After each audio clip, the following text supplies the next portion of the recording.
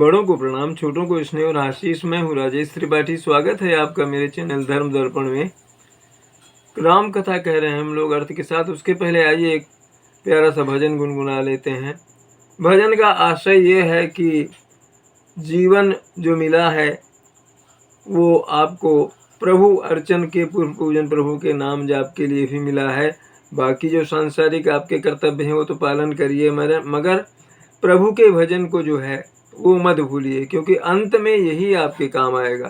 प्रभु का भजन ही आपके काम आएगा, बाकी सारी चीज़ें यहीं रह जाएंगी। धन दौलत जो भी आपने कमाया आपके साथ धेला भी नहीं जाएगा।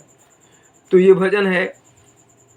साथी है मित्र गंग के जल बिंदु पान तक।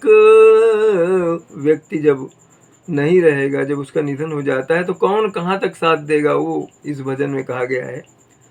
साथी है मित्र गंग के जल बिंदु पान तक, अर्धांगिनी बढ़ेगी केवल मकान तक।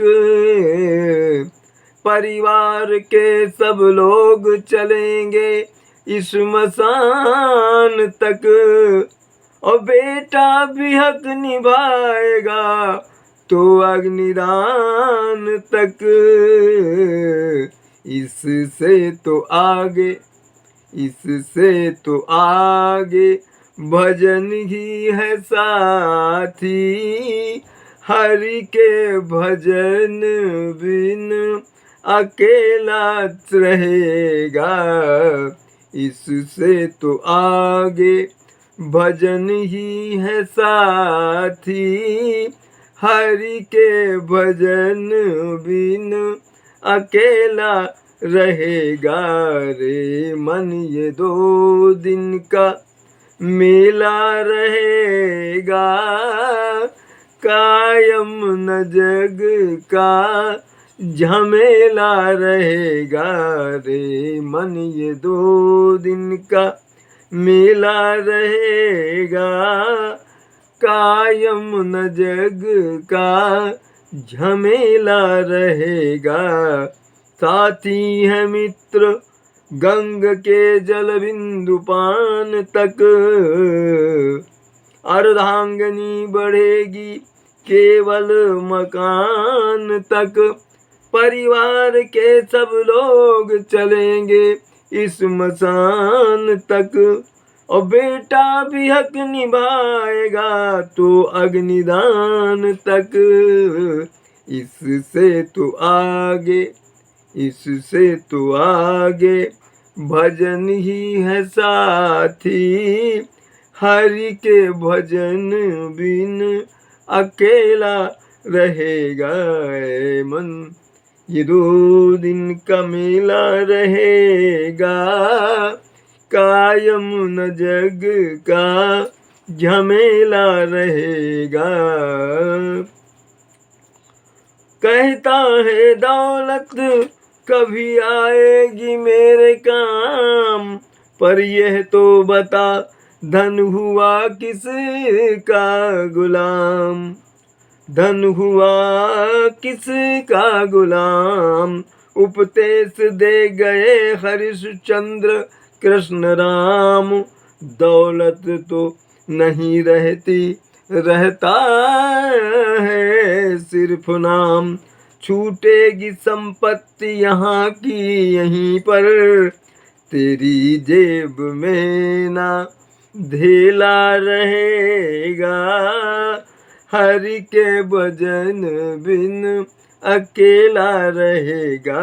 रे मन ये 2 दिन का मेला रहेगा, कायम न जग का झमेला रहेगा। रे मन ये 2 दिन का। इसी संदर्भ में आदि शंकराचार्य जी का जो श्लोक है, भज गोविंदम गोविंदम भज मूढ़मते, उसकी 2 पंक्तियां बड़ी सार्थक है इस भजन से जुड़ती हुई, कि जब व्यक्ति का निधन हो जाता है तो कोई भी फिर उसको बहुत उस तरह से नहीं देखता जैसे पहले जब वो जीवित था। वो कहते हैं कि यावत् वायु तिष्ठति देहे तावत प्रक्षति कुशलम गेहे गतवत वायु देहापाये भार्या बिभ्रति तस्मिन् काये। तो इसलिए भज गोविंदम गोविंदम भज मूढ़ मते भज गोविंदम।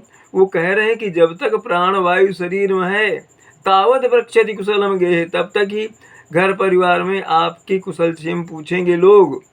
और गतवत वायु देहा पाए, प्राण वायु चले गए, निकल गए उस शरीर से जो निर्जीव हो गया, तो भार्या विभ्रति तस्मै का, पत्नी तक उस शरीर से भय पाने लगती है।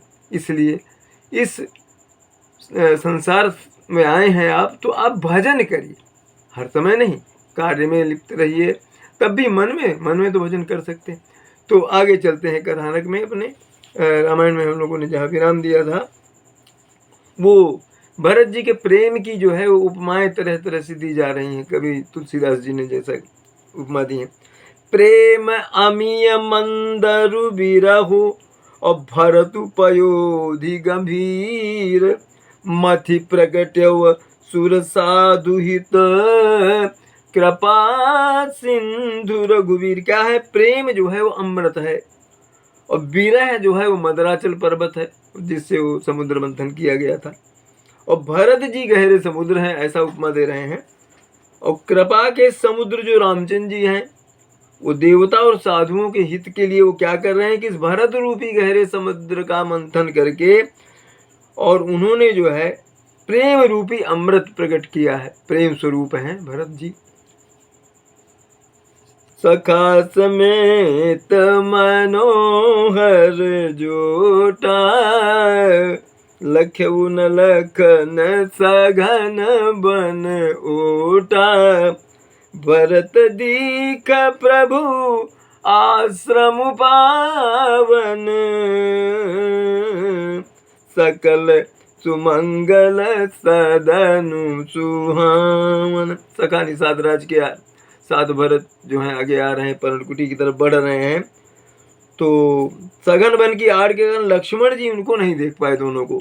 भरत जी जो है प्रभु रामचंद्र जी के समस्त सुमंगलों का जो उनका जो सुंदर पवित्र आश्रम है वो उन्होंने देखा। वहां पर भरत जी ने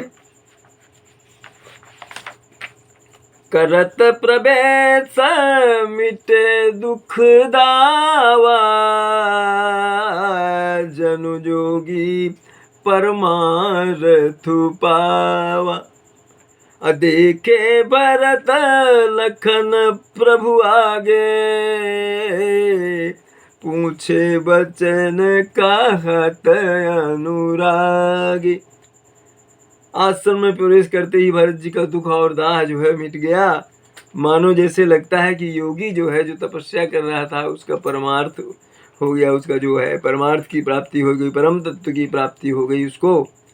देखे भरत लखन प्रभु आगे, भरत जी ने देखा लक्ष्मण जी प्रभु के आगे आगे चल रहे हैं और उनसे जो जो प्रभु रामचंद्र जी पूछ रहे हैं उनके वचनों का जो है वो मधुर ढंग से उत्तर दे रहे हैं। और शीस जटा कटी मुनि पट बांधे अतून कसे कर सर धनु कांधे। अब बेदी पर मुनि साधु समाजू सिय सहित राजत रघुराजु। शीस जटा, जटा है शीस में जो उन्होंने वहाँ गंगा तट पर ही बनाई थी वो बट के दूध से। और मुनिपट बांधे, मुनियों जैसे वस्त्र पहने हैं वो। तून कसे कर सर धनु कासे, तुनीर जो है तरकस जो है कमर में बांधे हुए हैं, हाथ में जो उनके धनुष है। और जो सामने पर्णकुटी के पास ही वो जो वेदी बनी हुई है, साधुओं का समाज वहाँ पर है और वहाँ भगवान राम और सीता जी विराजमान हैं। बल कल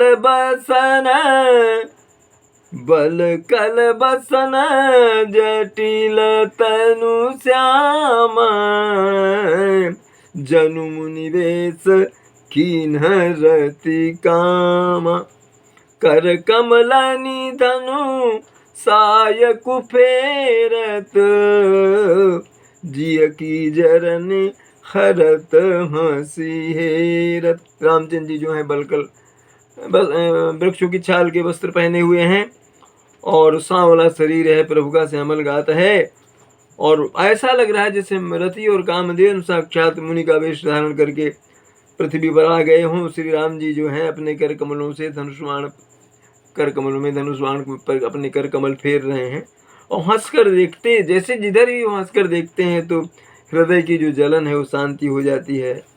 जिसकी ओर भी वो प्रेम से देखकर हंस देते हैं उसे परम आनंद की प्राप्ति होती है। ऐसे हैं प्रभु राम। लसत मंजु मुनि मंडली मध्य सीय रघुचंद अज्ञान सभा जनु तनु धरे भगति सच्चिदानंदु। लसत मंजु मुनि मंडली, मुनियों का जो समाज है, मंडली है, उसके बीच में भगवान राम और सीता जी कैसे शोभा पा रहे हैं कि जैसे लगता है कि ज्ञान की सभा में साक्षात भक्ति और सच्चिदानंद जो है शरीर धारण करके आ गए हों। असानुज सखा समेत मगन मन बिसरे हरस शोक सुख दुख गण पाही नाथ कही पाही गोसाई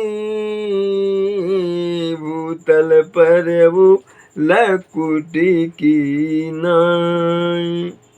छोटे भाई शत्रुघ्न और सखा निषाद राज के समेत भरत जी का मन जो है प्रेम से मगन हो रहा है प्रभु को निहार करके।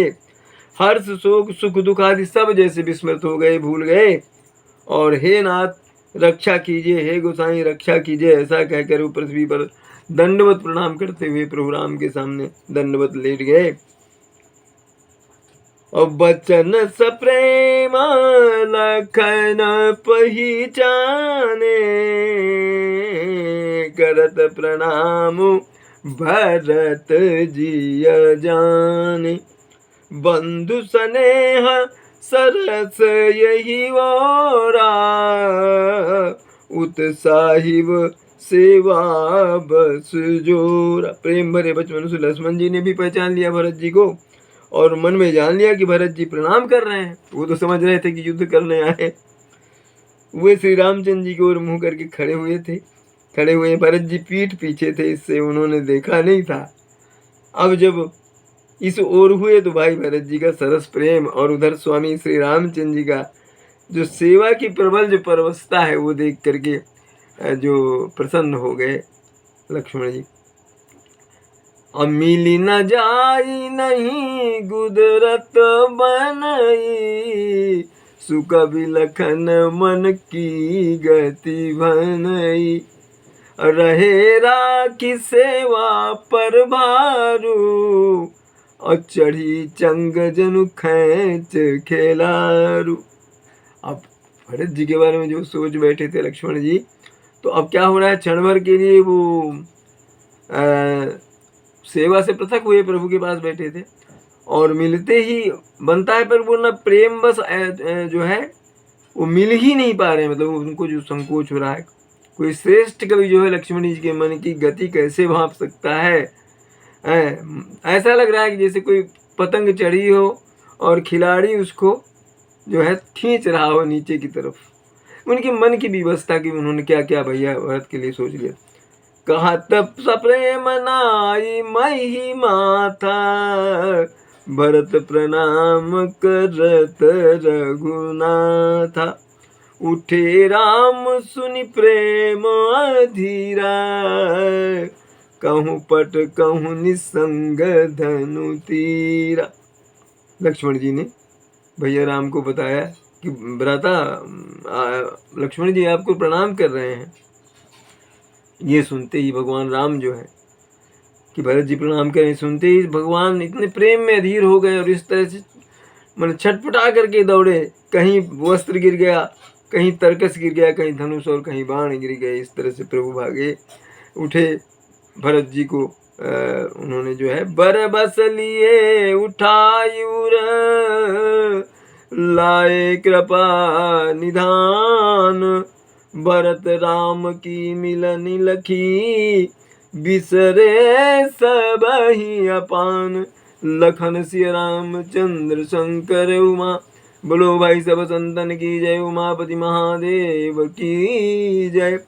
कथा विसर्जन होत है सुनहु वीर हनुमान, जो जन जहाँ से आए तहाँ करो विश्राम। जय जय श्री राम, जय जय श्री राम।